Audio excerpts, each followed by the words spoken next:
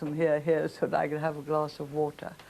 And then all of a sudden you start to get interruptions. And so you go from a prepared script, and it's spontaneous. You answer the questions that come, and that just takes you out of yourself completely. You're so concerned with the debate and the quick thinking on your feet of the right reply. And then we got on to the more interesting parts of the speech. Let me say, if ever you're speaking, the economy is the most difficult thing to speak about. It tends to be in a sort of jargon. And however much you try to get rid of the jargon, you can't. You always can speak about the state of industry because that's human and living, but the actual public expenditure, monetary policy, public sector borrowing requirement, it is difficult. And you get that fairly near the beginning, so you get through it. And then you get on to things which live, like industry and commerce, and also some of your foreign policy and social services and so on. And it did just take off. I knew it was taking off. I knew when we got into debate it would be all right, but it just did. Do you remember the moment? Do you remember the moment when Dennis Skinner intervened? Yes, yes. He is a marvelous parliamentarian, and no one has been better at interjections than Dennis Skinner. And he made a joke that you ought to go and be governor of the central bank in Europe, didn't he? And he said, lots of money, lots of money. You know, he would say that.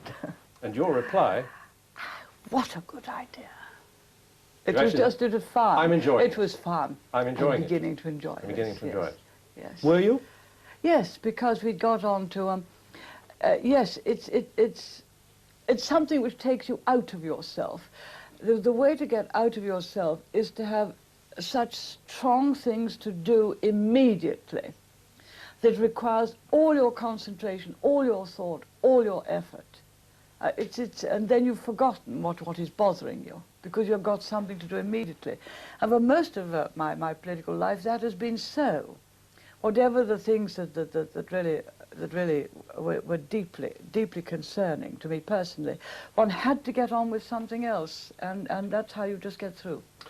Let me ask you, if I may, though, about Thatcherism. It's a word that's much bandied about, and sometimes you've said, well, don't know really what it means because the principles of it were invented long before Mrs. Thatcher. Yes, they were. But to other people, to some other people, Thatcherism means something negative. It means, I think, that they see it as a time of personal greed, of time when people were just out for themselves. And that's the sort of image that they have of Thatcherism. What absolute nonsense. Don't most people want to work hard to do better by their own families, to have a better house, better holidays, better furniture? Isn't that a worthwhile thing? Wouldn't life be very much better if more people took responsibility for their families and for building their own future and building their own security? And when they do that, and have a little bit over to help people less fortunate than themselves, isn't that a good thing? And aren't we trying to get the third world out of the poverty it's in by building up its industries and having some investment to go and help them with? John Wesley answered the question you've just put. Do not impute to money the faults of human nature. It's not the money, it's not the wealth you create, it's what you do with it. And most people do want a better standard of living. Many, many people use their money to do more for the arts, to see more, to enjoy more of the great artistic works, whether it be music, whether it be art. Look at the fantastic voluntary effort in this country. It's enormous. No, look, greed, isn't it absurd? Trade unions mostly argue for higher wages. They argue for bigger differentials. What are they then coming and saying greed? Some people are greedy. But people who want a better standard of living and a better way of life for their children are not. They're highly moral, they're highly valued citizens, and they're usually those people who look after their houses and their families, look after their neighborhoods, join in doing things for their neighborhood, community spirit. This is the real Thatcherism. Isn't there always the danger that people might be seeing you still as trying to second-guess the Prime Minister? Well, I hope they won't. I hope they won't. I did all my own first guessing for 15 years of what was right to do, and it wasn't guessing. It was going back to the right principles, the passionate belief. And you asked me recently what things I remember. I recall one thing very vividly. In 1980, one finance minister from another part of the world, who actually really rather believed in what I was doing but hadn't seen it put into practice before, and saying to me, look, you're having difficulty. We're watching you very carefully. We're watching Britain very carefully. That's good. They always please me when they're watching Britain. Because if you can roll back the frontiers of socialism and in Britain roll forward the frontiers of freedom, other people will follow you. What an extraordinary thing to say. I knew I must keep going. My goodness me, I took a pounding. But we did. We did change trade union law. We did say to a company, look, if you're going broke, this is because you haven't got it right. And we're not going to pour taxpayers' money in to save you. When in fact, if there's any taxpayers' money, it ought to be going to bringing to birth the new industries. And for the first time, they had to take the consequences of their own action. What else is democracy and responsibility all about? We did, and we got people enthusiastic about enterprise. Do you know we've had more young people starting up on their own than ever before? It is a new spirit. That's the essence. To get the economy right, you have to understand human nature. There is a new spirit, and we did get it right. And I'm not going to see it go.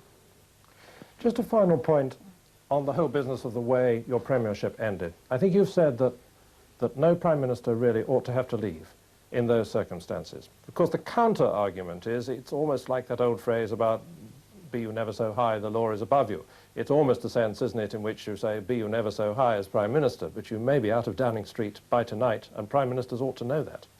Oh, if you're out for what I call constitutional reasons, of course.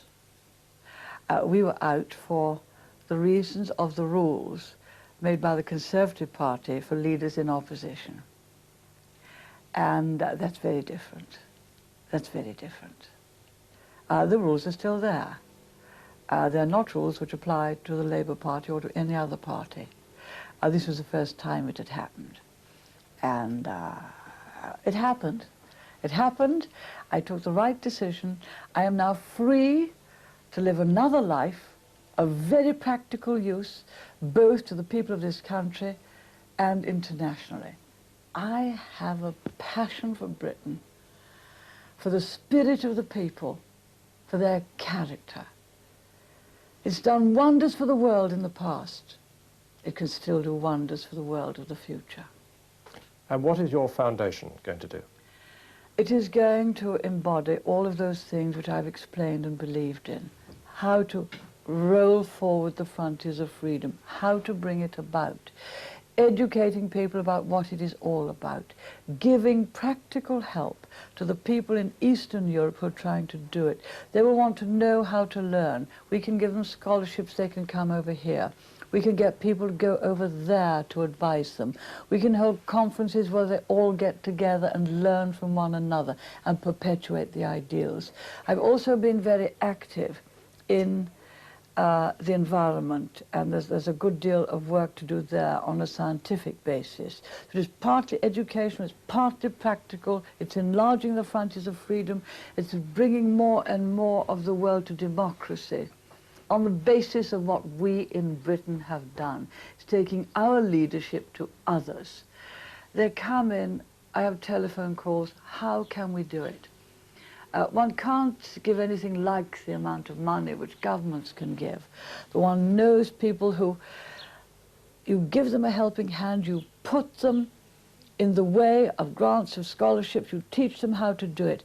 Most of the changes in the world are brought about by a few people who believe things and don't give up. The Sakharovs, the Solzhenitsyns knew what was needed. The next generation, we have to teach how. And the young people have never been made servile or passive by the communist system. The older people have. When I spoke to the young people in Moscow and Leningrad, they're Thatcherite to a man and woman. Isn't it marvelous? But they are already raring to go.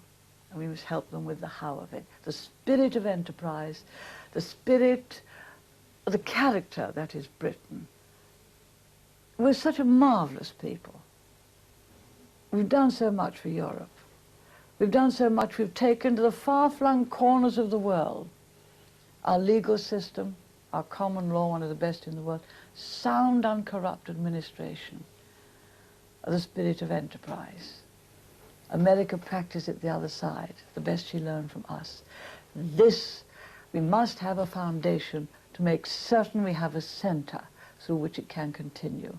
That is what I will do, the best of Britain to the best of the world. Margaret Thatcher, thank you very much indeed for talking to us.